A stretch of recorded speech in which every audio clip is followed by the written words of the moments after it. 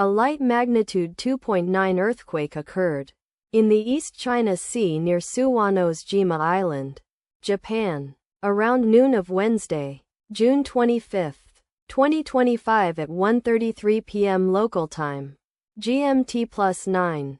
The quake had a very shallow depth of 0.2 kilometers, 0.1 miles, and was not felt, or at least not reported so.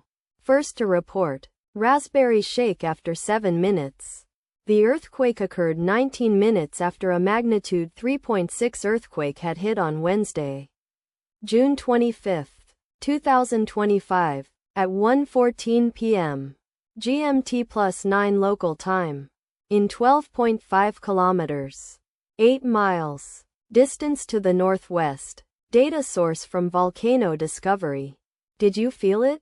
Let us pray. May the earthquake that occurred not affect our brothers and sisters there.